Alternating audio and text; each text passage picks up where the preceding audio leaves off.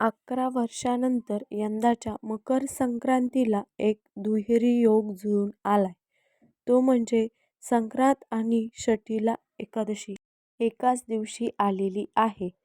आता हा जो योग जुळून आलेला आहे, या योगाचा लाभ आपण कसा करून घ्यावा किंवा मकर संक्रांतीच्या पूजेत काही बदल करायचा आहे का?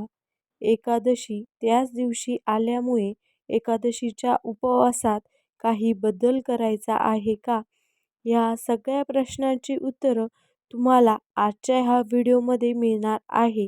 तेव्हा व्हिडिओ शेवटपर्यंत नक्की बघा.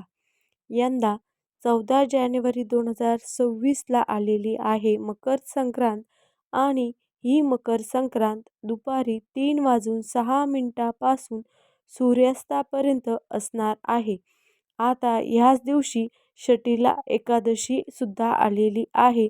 म्हणूनच काही खास उपाय जर ह्या दिवशी तुम्ही केले तर त्याचा तुम्हाला लाभ होऊ शकतो. पण नक्की करायचं काय?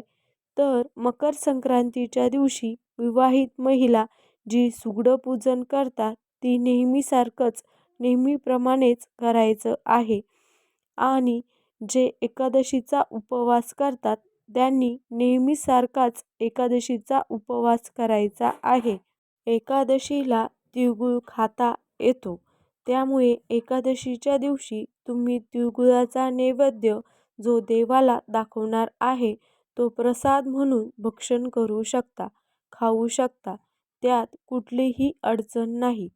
पण हा जो पुण्ययोग जुळून आलेला आहे, त्या पुण्ययोगामध्ये ज्योतिषी डॉक्टर योगेश शर्मा यांच्या मते काही विशेष साधना किंवा काही विशेष दान केली तर तुमचे अडलेले काम पूर्ण होतील. 7 पिढ्यांचे दोष ते उपाय दूर करतील. ज्योतिषशास्त्रानुसार या दिवशी सूर्याची ऊर्जा आणि विष्णूची कृपा एकत्रित मिळते. कारण षठीला म्हणजे 6 प्रकारे तिळाचा वापर करणे. संक्रांतीलाही तिळाचं महत्त्व असल्याने या दिवशी तिळाचा वापर केल्याने आरोग्याबरोबर आर्थिक स्थैर्यसुद्धा लाभतं. म्हणूनच या दिवशी संक्रांतीला जसं सकाळी आपण अंघोळीच्या पाण्यात तीळ टाकून अंघोळ करतो ते करायला विसरायचं नाही. श्रीहरी विष्णूची पूजा आणि स्तोत्राचं श्रवणसुद्धा करायचं आहे. सकाळी लवकर उठून स्नान करा. या दिवशी विष्णू सहस्रनामाचे पठण किंवा श्रवण करा. घरातील नकारात्मक ऊर्जा त्यामुळे नष्ट होईल. तुमच्या जवळच्या विठ्ठल मंदिरात किंवा विष्णू मंदिरात जाऊन तीळ आणि गुळाचा नैवेद्य अर्पण करा.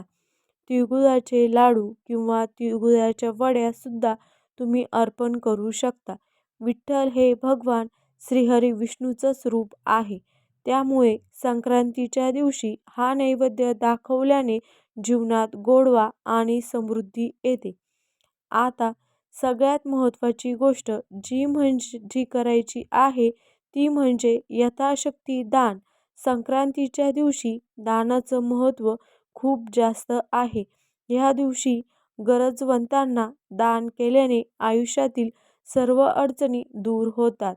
दान करताना त्यात तिळगुळ, मिठाई, वस्त्र यांचा समावेश असावा. संक्रांतीच्या दिवशी केलेले दान कधीही न संपणारे असते, अर्थात अक्षय फळ देते, अर्थात अक्षय पुण्याची प्राप्त करून देते. आता षठीला एकादशी पण आहे, त्यामुळे मग तिळाचा 6 प्रकारे वापर आपल्याला करायचा आहे. म्हणजेच नक्की काय करायचं तर तिळाने स्नान करायचे, तिळाचे उटणं लावायचे, तिळाने होम करता आला तर होम करायचा, तीळ अर्पणसुद्धा करायचे जे पितरांसाठी केले जाते, तिळाचं दान, तिळाचं भक्षण असे 6 प्रकारे आपल्याला तिळाचा वापर करायचा आहे. त्यामुळे पुण्यफल प्राप्त होते. म्हणजेच आता 14 तारखेला तुम्हाला काय करायचं आहे तर मकर संक्रांतीची पूजा जशी नेहमीप्रमाणे करतो तशीच करायची आहे. एकादशीचा उपवास करता त्यांनी एकादशीचा उपवाससुद्धा करायचा आहे. आणि उपवासाला सुद्धा तिळगुळ खाल्लं तर चालणार आहे. काहीच अडचण नाही. आता मकर संक्रांती यंदाची जी आहे तिचं वाहन वाघ असून उपवाहन घोडा आहे. संक्रांतीने पिवळे वस्त्र धारण केलेले आहे आणि हातात गदा घेतलेली असून केशराचा टिळा लावलेला आहे. वयाने ती कुमारिका असून बसलेल्या स्थितीमध्ये आहे. वासाकरता जाईचे फूल घेतलेले असून पायस भक्षण करत आहे. सर्प जातीची आहे. भूषणार्थ मोती धारण केले आहे. आता संक्रांतीच्या पर्व काळात दात घासणे, कठोर बोलणे, वृक्ष किंवा गवत तोडणे, गाई म्हशींच्या धारा काढणं आणि कामविषयक सेवन करणं ही सर्व कामे करू नयेत, असं पंचांगात सांगितलं आहे. मंडळी, संक्रांत आणि षठीला एकादशी एकत्र आल्यामुळे हा सुंदर योग जुळून आलेला आहे. त्याचा लाभ अवश्य घ्या. भगवान श्रीहरी विष्णूची पूजा नक्की करा. अगोदर म्हटलं तसं विष्णू सहस्रनाम ऐका किंवा म्हणता येत असेल तर म्हणा. तुमच्या जवळच्या विठ्ठल मंदिरात जाऊन तिळगुळाचा नैवेद्यसुद्धा अर्पण करा. आणि दानधर्म अर्थात संक्रांतीला दानधर्माचं महत्त्व आहे. त्यामुळे तुम्हाला जसं जमेल तुमच्या ऐपतीप्रमाणे दानधर्म करण्याचा प्रयत्न करा. दानधर्माबद्दल बोलायचं असेल तर संक्रांतीच्या काळामध्ये स्त्रिया कोणत्या गोष्टीचं दान करू शकतात तर नवी भांडी, गाईला घास, अन्न, तिळपात्र, गूळ, तीळ, सोने, भूमी, गाय, वस्त्र, घोडा अशा कुठल्याही गोष्टीचं दान तुम्ही करू शकता. आपापल्या ऐपतीप्रमाणे हे दान करायचं आहे. खास करून हळदी-कुंकू जे केलं जातं आणि संक्रांतीचे वाण जे वाटले जाते त्यामागे दान करणे हाच हेतू असतो. त्यामुळे दान करताना आपण काय दान करतो आहोत, ती वस्तू दुसऱ्याला उपयोगी पडणारी आहे का याचा विचार करूनच वाणामध्ये वस्तू निवडाव्यात.